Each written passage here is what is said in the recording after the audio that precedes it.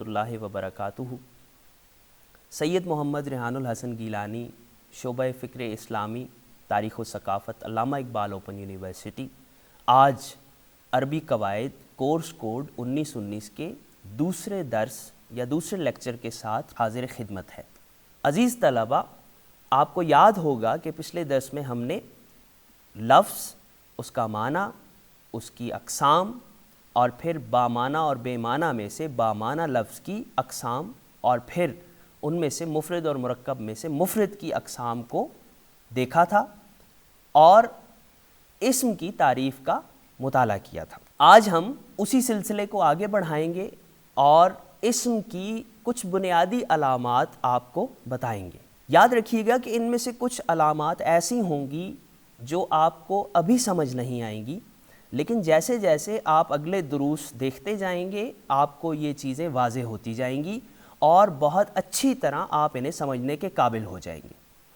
तो इस्म, हमने ये तारीफ़ की थी कि इस्म से मुराद वो बामाना लफ्ज़ है जो तन्हा अपना माना दे और तीनों ज़मानों में से कोई ज़माना उसमें ना पाया जाए, उसे इस्म कहते हैं। अंग्रेज़ी में इसे नाउन कहते हैं।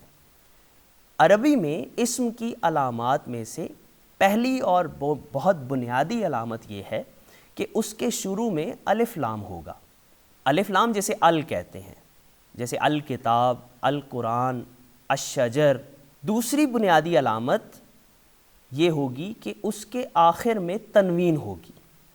तनवीन से मुराद दो ज़बरें, दो ज़ेरें या दो पेशें हैं, जैसे शजरुन, किताबुन, कलमुन, नजमुन, खुब्जुन, हमने पिछले दर्स में पढ़ा था, रोटी को कहते हैं। तीसरी अलामत है हरफ जर।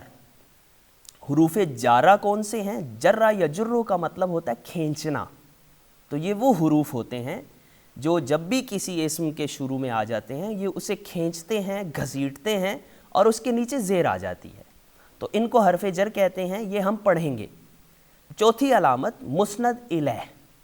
मुस्नद इलैह क्या होता है ये भी आप पढ़ेंगे। मुज़ाफ़, इसका भी आप मुताला करेंगे। मुसग़्ग़र, मंसूब, तस्निया, जमा, मौसूफ़ और एक अलामत जिससे आप सब वाकिफ़ हैं वो है आखिर में गोलता।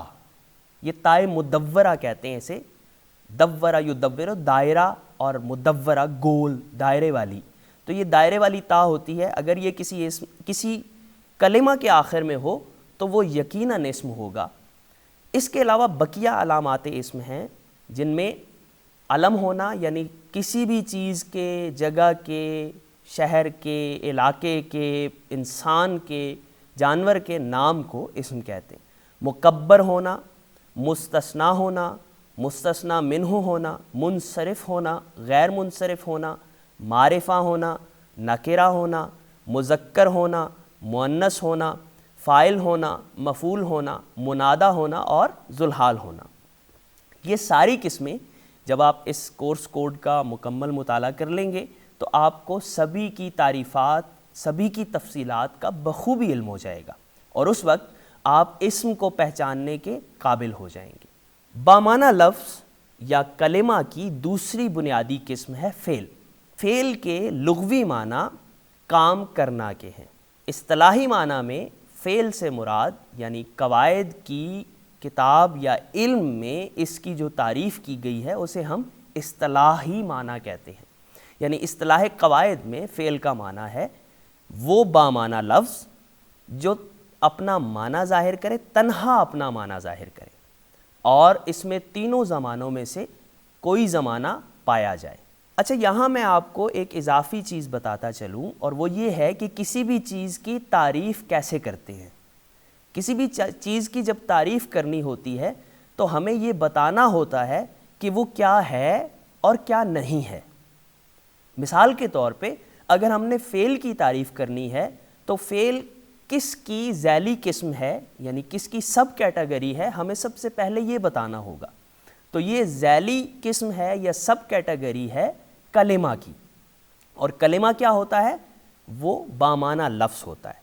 तो जब हमने फ़ेल की तारीफ़ करनी होगी तो हम यूँ कहेंगे कि फ़ेल से मुराद वो बामाना लफ्ज़ है, या हम यूँ कहेंगे कि फ़ेल उस کلمہ کو کہتے ہیں جو تنہا اپنا معنی ظاہر کرے.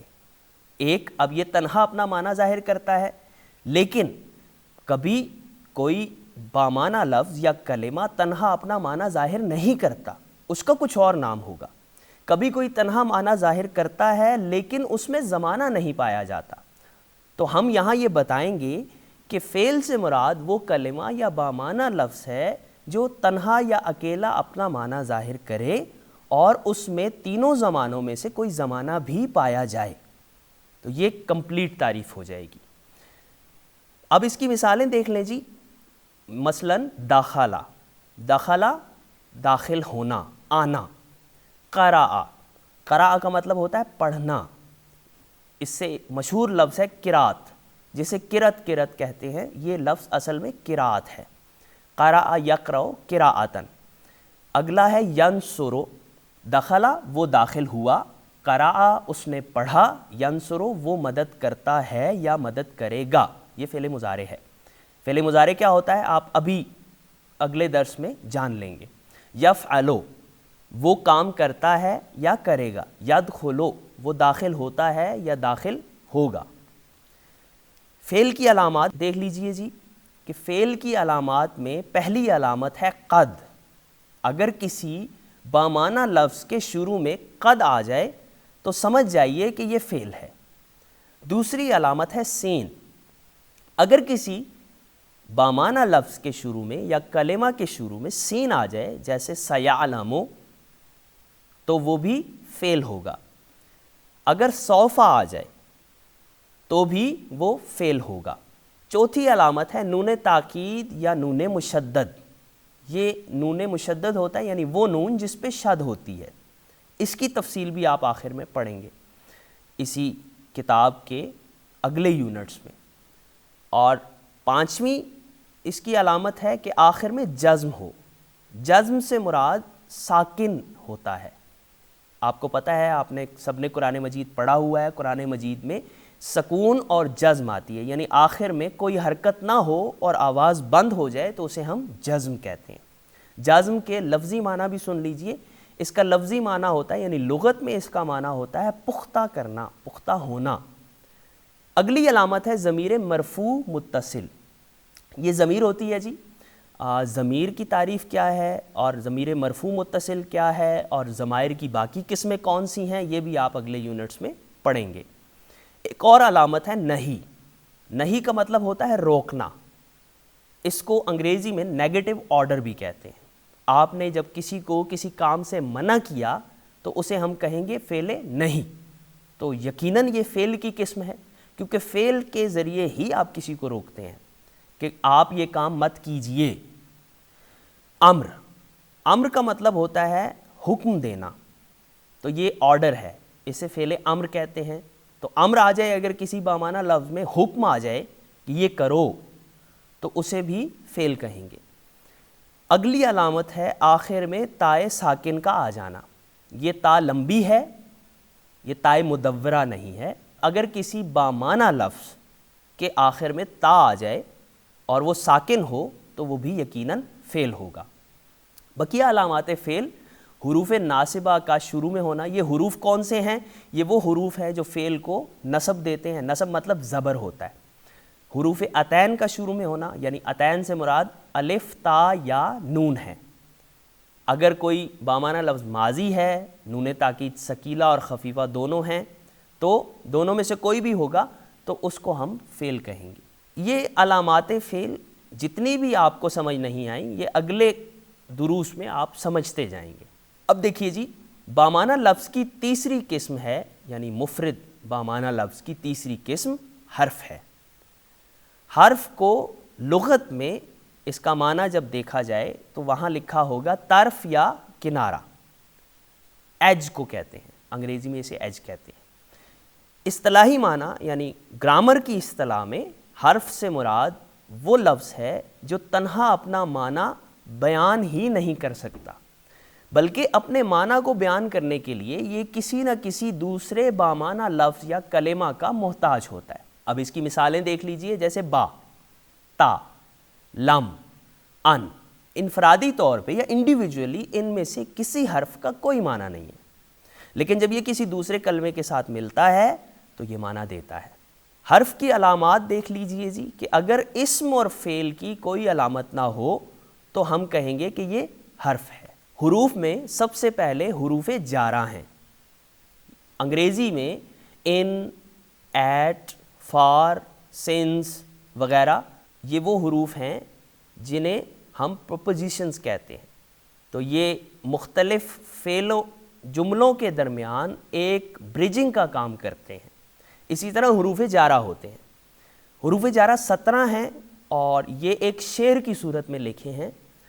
بہت اچھا ہوگا اگر آپ اس کو پڑھتے ہوئے اسی شعر کی صورت میں یاد کریں، آسانی سے یاد ہو جائے گا، جلدی یاد ہو جائے گا۔ تو شعر دیکھیے جی، باؤ تاؤ کافو لامو واؤ منزو مز خلا ربا ہاشا من عدا فی ان الا حتی علا۔ گنیے گا، یہ پورے 17 ہیں۔ با، تا، کا یعنی کاف، کشمیر والا کاف، لام، واؤ، منزو، مز، خلا، ربا، ہاشا، من، عدا، فی، ان، الا، حتی، علا۔ ان میں سے ہر ایک اپنے اپنے جگہ پہ مختلف معنی پر دلالت کرتا ہے۔ جیسے با ہم کہتے ہیں بالکتابی، تو با کا مطلب ہے ساتھ، کبھی یہ اور معنی میں بھی استعمال ہوتا ہے۔ جیسے ہم کہتے ہیں بسم اللہ الرحمن الرحیم، تو بسم اللہ، اللہ کے نام کے ساتھ، بسم اللہ، اصل میں یہ حرف جر ہے، اور یہ سارے حروف جارہ ہیں، یہ بھی یاد رکھیے گا۔ اور ہم نے اوپر پڑھا تھا پچھلے درس میں کہ اسم کی علامات میں سے ایک علامت یہ ہے کہ اس سے پہلے حرف جر آتا ہے۔ تو اگر یہ با یا تا یا کاف یا کوئی بھی حرف جر آ جائے تو یہ بھی آپ جان لیجئے کہ یہ اسم ہوگا۔ تا، تا قسم کے لیے آتا ہے، تاللہ۔ کاف، یہ کاف تشبیہ کے لیے آتا ہے، جب دو چیزوں میں سے ایک چیز کو دوسری کے ساتھ تشبیہ دینی ہو، یعنی مشابہ قرار دینا ہو، یعنی سملیرٹی بیان کرنی ہو، تو کاف استعمال ہوتا ہے۔ جیسے وجہو کا کل قمری، آپ کا چہرہ چاند جیسا ہے۔ لام، یہ لام ملکیت کے لیے آتا ہے، جیسے ہم کہتے ہیں الملک للہ، بادشاہی یا سلطنت اللہ کے لیے ہے۔ واو، یہ واو اور کے معنی میں آتا ہے، جیسے انا و انتا، میں اور آپ۔ واو قسم کے لیے بھی آتا ہے، جیسے واللہ۔ منزو اور مز، منزو اور مز یہ کہ ایک خاص زمانے کے لیے آتا ہے کہ اس وقت سے، منزو اربعۃ عامن، مز بھی اسی طرح آتا ہے۔ خلا، یہ سوائے کے معنی میں آتا ہے، جیسے سارے کے سارے شاگرد آ گئے سوائے فلاں کے، تو ہم کہیں گے جاءت طلاب خلا زیدن، سوائے زید کے سارے طالب علم آ گئے۔ ربا، اس کے دو معنی ہوتے ہیں اور بالکل اپوزٹ معنی ہوتے ہیں۔ کبھی یہ کثرت کے لیے آتا ہے، جیسے ربا شیئن، کئی چیزیں، بہت سی چیزیں، اور کبھی ربا شیئن کا مطلب ہوگا کچھ چیزیں، چند چیزیں۔ تو یہ سیاق و سباق سے معلوم ہوگا۔ ہاشا، من، ہاشا کا مطلب ہاشا للہ، ہاشا یعنی یہ ایک طرح سے اظہار تعجب کے لیے آتا ہے۔ من، من کا معنی ہوتا ہے سے، یعنی انگریزی میں جسے فرام کہتے ہیں۔ ادا، ادا بھی سوائے کے معنی میں آتا ہے، بالکل خلا کی طرح آتا ہے۔ فی، یہ میں کے معنی میں آتا ہے۔ ان، ان کے متعلق، جیسے 30ویں پارہ کی پہلی سورہ شروع ہوتی ہے اما یتساءلون، تو یہ اصل میں ان اور ما ہے، کس چیز کے متعلق یہ باہم سوال کرتے ہیں۔ الا، کی طرف، یعنی ٹو، انگریزی میں اس کے لیے ٹو استعمال ہوتا ہے۔ حتی، یہاں تک، وہاں تک، تک کے معنی میں آتا ہے، انتہا کے لیے آتا ہے۔ الا، پر، اوپر، ایٹ۔ تو اب اگر آپ آیت معراج دیکھیے قرآن مجید میں، اعوذ باللہ من الشیطان الرجیم، بسم اللہ الرحمن الرحیم، سبحان الذی اسری بعبدہ لیلا من المسجد الحرام الی المسجد الاقصی. تو من المسجد الحرام مسجد حرام سے الی المسجد الاقصی مسجد اقصی تک. ٹھیک ہے، تو یہ من سے الی تک. اور حتی قرآن مجید میں آتا حتی مطلع الفجر، یعنی جب تک فجر کا طلوع ہو. تو یہ روزے کے وقت سے متعلق قرآن مجید کی آیت ہے، اس میں حتی یہاں تک کہ فجر طلوع ہو جائے. اور علی المنددتی ٹیبل پر، ایٹ دا ٹیبل. یہ حروف جارہ تھے جی، جن کے ہم نے آپ کو معنی بھی بتا دیے اور شعر بھی بتا دیا، جسے آپ یاد کر کے انہیں بہت آسانی سے اپنے ذہن میں محفوظ رکھ سکتے ہیں. اس کے ساتھ ہی اس دوسرے درس میں مجھے سید محمد ریحان الحسن گیلانی کو اجازت دیجیے. السلام علیکم ورحمۃ اللہ وبرکاتہ.